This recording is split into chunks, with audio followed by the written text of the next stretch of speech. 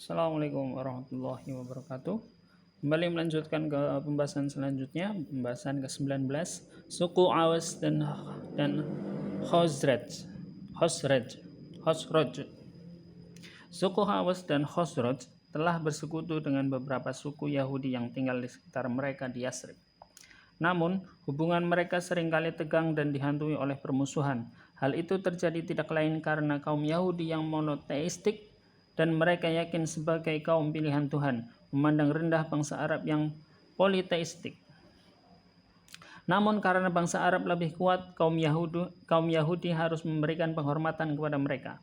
Di saat-saat berseteru dan putus asa, kaum Yahudi berkata, "Kini waktu diutusnya seorang nabi telah tiba. Dengan kehadirannya kami akan membantai kalian seperti kaum Ad dan Iram yang terbantai." Pada saat Nabi akan datang, para robi dan dukun mereka senantiasa menunjuk ke arah Yaman yang dari tempat mereka, searah dengan Mekah.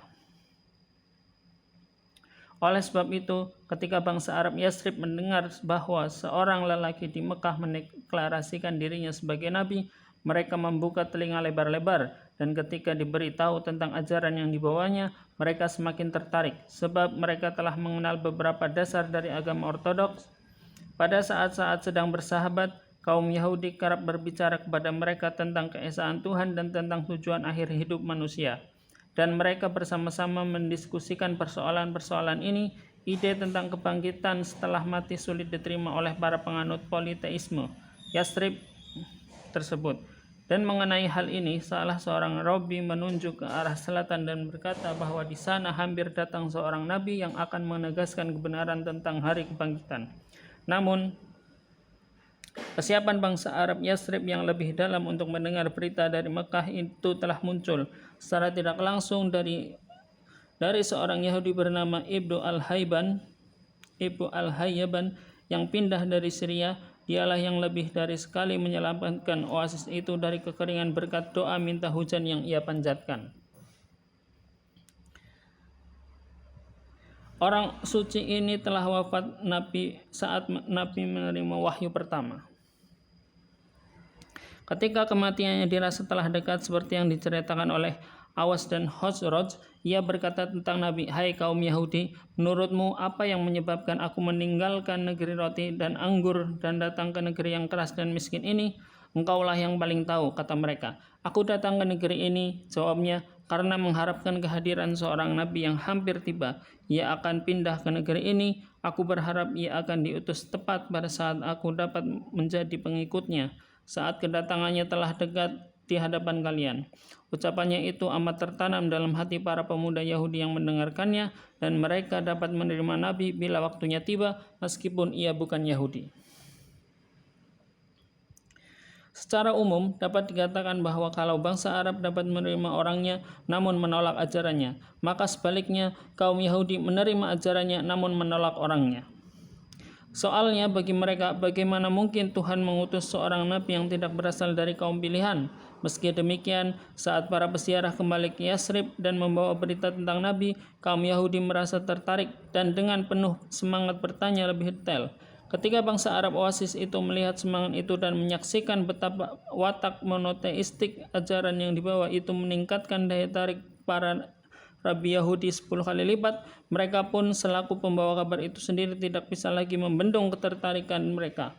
Terlepas dari pertimbangan-pertimbangan tersebut, suku Khazraj sangat menyadari kuatnya ikatan kekerabatan mereka dengan orang yang mengaku nabi itu yang pernah mengunjungi Yasrib bersama ibunya ketika ia masih kanak-kanak. Dan lebih dari sekali dalam perjalanannya menuju Syria. Sedangkan suku Awas, salah seorang pemimpin mereka, Abu Qais, telah menikahi seorang wanita menikah, Bibi Warokoh dan Khadijah. Abu Qais sering tinggal bersama keluarga istrinya dan ia menghormati pandangan Warokoh perihal Nabi baru itu. Semua faktor tersebut ditunjang oleh laporan yang terus-menerus dari peziarah dan pengunjung lain dari Mekah, kini mulai mempengaruhi masyarakat Oasis itu. Namun untuk sementara waktu perhatian mereka terpusat pada persoalan internal mereka sendiri. Suatu pertempuran yang berujung pada pertumpahan darah antara Aus dan Khazraj semakin lama semakin melibatkan banyak kabilah dari kedua suku tersebut. Bahkan kaum Yahudi ikut memihak. 3 kali pertempuran telah terjadi namun bukannya mengakhiri tapi malah semakin membakar semangat mereka untuk membalas dendam. Pertempuran keempat yang lebih besar dari sebelumnya tampaknya tak terhindarkan. Melihat hal ini, para pemimpin Awas mempunyai gagasan mengirimkan delegasi ke Mekah untuk meminta bantuan pihak Quraisy demi melawan Khazraj. Saat mereka tengah menunggu jawaban dari Quraisy, Nabi menemui mereka dan bertanya, apakah mereka ingin sesuatu yang lebih baik dari yang mereka minta saat itu? Mereka pun bertanya, gerangan apa itu? Dan beliau memberitahu mereka tentang misi dan agama yang diperintahkan untuk disampaikan. Lalu beliau membacakan kepada mereka beberapa ayat Al-Quran. Seusai beliau membaca, seorang pemuda bernama Iyas, putra Mu'adz, berseru, demi Tuhan, ini lebih baik dari yang kalian minta. Namun ketua delegasi mengambil segenggam tanah dan melemparkannya ke wajah pemuda itu. Biarkan itu untukmu, demi hidupku, kita datang bukan untuk itu, katanya. Iyas terdiam dan Nabi meninggalkan mereka. Quraisy menolak permohonan bantuan mereka dan mereka kembali ke Madinah. Tidak lama sesudah peristiwa itu, Iyas meninggal dunia dan orang-orang yang hadir saat kematian menuturkan bahwa mereka mendengar dia tak henti-henti bersaksi akan keesaan Tuhan, mengagungkannya, memujinya dan memuliakannya hingga akhir hayatnya. Ia terhitung sebagai orang Yasrib pertama yang masuk Islam. Demikianlah pembahasan ke-19. Semoga bermanfaat. Terima kasih. Wassalamualaikum warahmatullahi wabarakatuh.